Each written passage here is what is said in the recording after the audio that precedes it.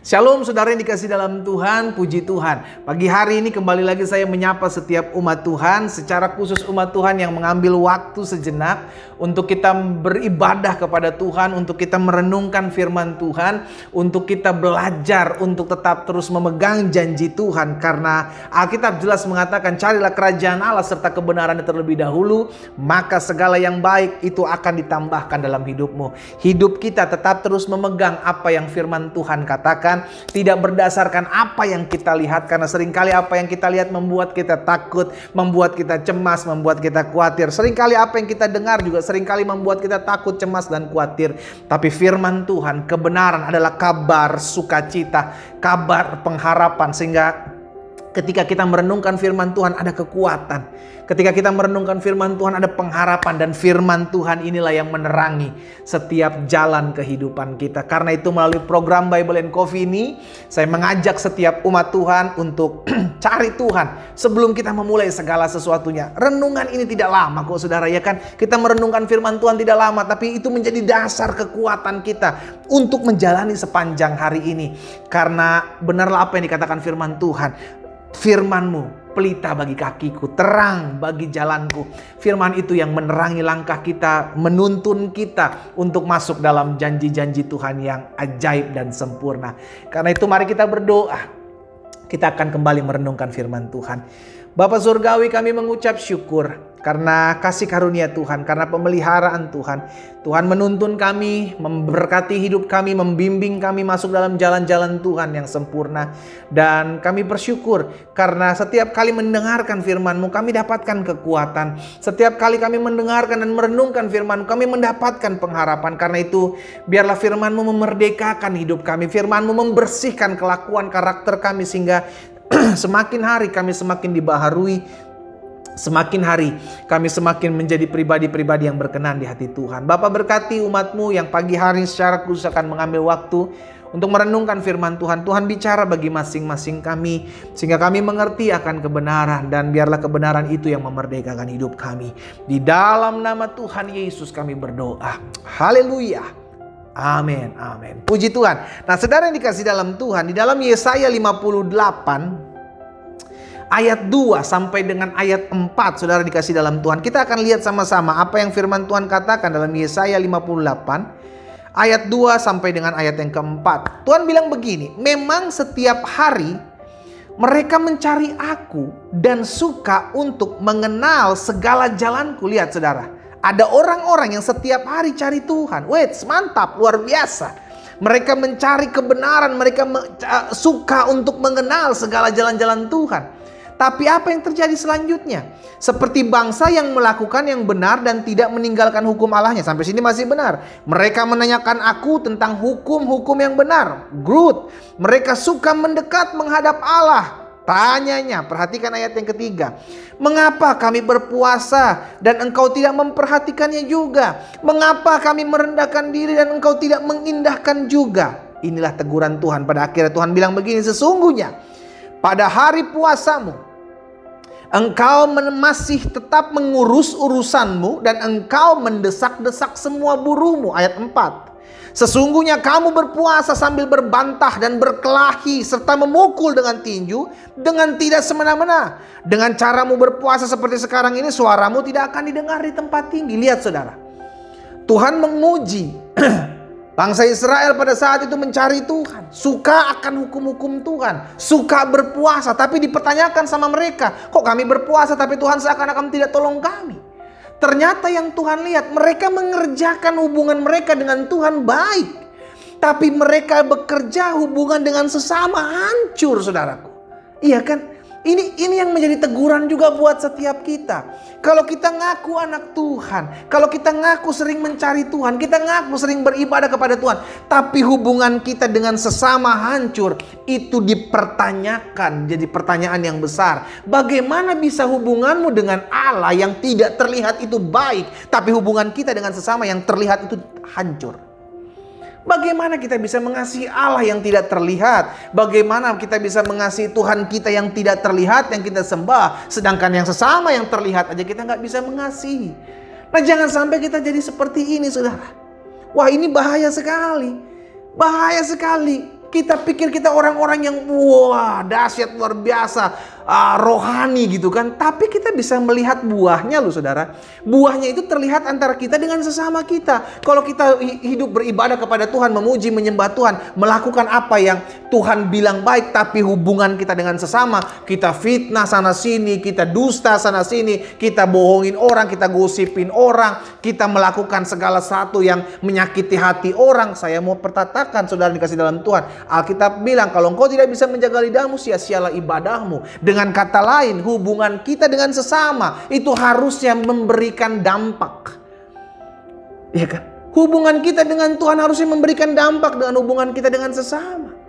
Iya dong, karena Tuhan membersihkan hidup kita, Tuhan yang akan memberikan kita kasih sehingga kita bisa mengasihi sesama. Kalau hubungan kita bilang sama Tuhan baik, harusnya sama sesama juga baik dong. Itulah dua hukum yang Yesus ajarkan.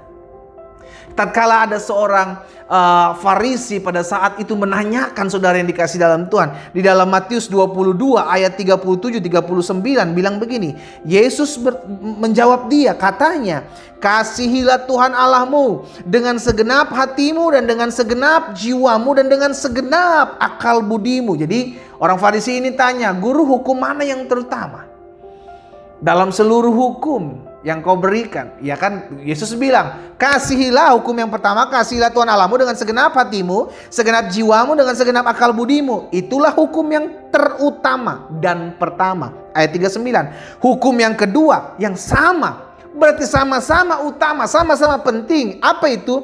Kasihilah sesamamu manusia seperti engkau mengasihi dirimu sendiri. Tidak ada orang yang membenci dirinya, saudara. Orang selalu mengasihi dirinya sendiri. Nah, Yesus bilang kalau engkau mengasihi dirimu sendiri, engkau kasih orang lain sama seperti engkau mengasihi dirimu sendiri. Seperti itulah kita mengasihi. Itu hukum sama. Dan seluruh hukum itu sudah dikasih dalam Tuhan, tercakup mengisi segala hukum yang ada. Hukum kepada Tuhan dan hukum kepada sesama. Itu penting. Jangan engkau wah hebat hubunganmu dengan Tuhan, tapi sesama hubunganmu dengan sesama hancur, saling sikut, saling nyerang, saling makan sudah dikasih dalam Tuhan. Bayangin, jahat. Nah, hari ini kita belajar tentang dua hukum utama ini, kasih kepada Allah dan kasih kepada sesama. Itu saling berkaitan. Kalau kita bisa mengasihi Allah yang tidak terlihat, harusnya kita terlebih bisa mengasihi sesama kita. Mungkin kau berkata, tapi orang ini nyebelin pendeta. Itu bukan urusan kita. Tapi orang ini nipu saya, bohongin saya. Bagaimana saya bisa mengasihi? Saudara dikasih dalam Tuhan, bagian kita mengerjakan apa yang Tuhan Yesus bilang. Berilah pipi kananmu kalau ada orang yang menampar pipi kiri. Maksudnya apa? Kalau ada orang yang menyakitimu, ada orang yang mengecewakanmu, ada orang yang memfitnahmu, kasihi dia, doakan dia. Karena peperangan kita bukan melawan darah dan daging.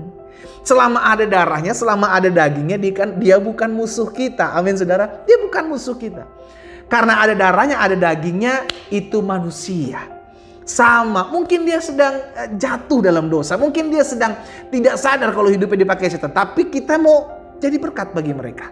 Mereka harus kita menangkan. Jiwanya harus kita menangkan. Dengan apa? Dengan berdoa kepada Tuhan untuk jamah hatinya. Bukan justru membalas yang jahat dengan yang jahat. Apa bedanya kita dengan mereka kalau begitu kan saudara? Justru kita harus berbeda. Karena itu hari ini saudara dikasih dalam Tuhan. Tuhan kuat bicara dalam hati saya. Tuhan taruh dalam hati saya. Ayo kita belajar. Kalau kita hubungan baik dengan Tuhan, kita setiap hari beribadah kepada Tuhan, maka harusnya kita menghasilkan buah yang bisa dinikmati oleh sesama kita. Makanya Yesus kan bilang kan, hendaklah perbuatan baikmu dilihat semua orang. Orang yang lihat loh saudara. Orang yang lihat. Perbuatan baikmu dilihat semua orang supaya apa? Supaya mereka melihat perbuatanmu yang baik. Dan memuji Bapamu di surga. Memuliakan Bapamu di surga. Jadi tujuan kita berbuat baik kepada sesama. Tujuan kita mengasihi sesama. Supaya orang melihat kita dan memuliakan Bapa di surga. Ujung-ujungnya hidup kita dipakai Tuhan untuk memuliakan Bapa. Gitu. Jadi dua hukum ini penting untuk kita lakukan. Jangan hanya engkau mengasihi Tuhan, it's good. Tapi alangkah baiknya ketika engkau bisa mengasihi Tuhan yang tidak terlihat, engkau juga bisa mengasihi sesamamu yang engkau lihat. Minimal engkau mengasihi istrimu, minimal engkau mengasihi suamimu, minimal engkau mengasihi anak-anak, orang-orang yang dekat dulu terlebih dahulu kepadamu. Sehingga saya nggak mengajarkan hanya orang-orang dekat. Kita harus mengasihi semua orang. Tapi dimulai dari lingkungan kita. Kita berlatih dulu diri kita. Kita belajar dulu untuk mengasihi orang-orang yang dekat dengan kita. Sehingga akhirnya kita bisa mulai mempraktekkan mengasihi orang-orang yang mungkin pernah membenci kita, menyakiti hati kita, memfitnah, menipu kita. Kita belajar mengasihi mereka karena Tuhan juga mengasihi kita terlebih dahulu. Kita berdoa. Kita datang kepada Tuhan. Bapa, terima kasih karena anugerah-Mu, karena kasih karunia-Mu, karena pertolongan-Mu memampukan kami, menolong kami untuk kami mengerti akan firman Tuhan. Tuhan kehendaki agar hubungan kami bukan hanya baik kepada Tuhan, tapi hubungan kami baik kepada sesama, karena hubungan yang baik kepada Tuhan harusnya menghasilkan buah untuk hubungan yang baik kepada sesama. Karena itu ya Bapa, ampuni kami kalau kami jadi orang-orang yang munafik, orang-orang yang hanya mengasihi Tuhan namun tidak mengasihi sesama kami. Ampuni kami kalau kami jadi orang-orang yang munafik, kalau kami hanya mementingkan hubungan kami dengan Tuhan, tidak mementingkan hubungan kami dengan sesama kami. Ampuni kami Tuhan Yesus. Hari ini kami diingatkan, hari ini kami diajar untuk selalu memegang dan melakukan dua hukum yang terutama yang Tuhan Yesus ajarkan buat kami. Mengasihi Tuhan kami dan mengasihi sesama kami. Di dalam nama Tuhan Yesus kami berdoa. Amin. Kita nikmati kopi kita, saudara. Haleluya. Hubungan kita dengan Tuhan harusnya tercermin dalam hubungan kita dengan sesama. Sehingga akhirnya melalui hidup kita, nama Tuhan dipermuliakan. Tuhan Yesus memberkati kita.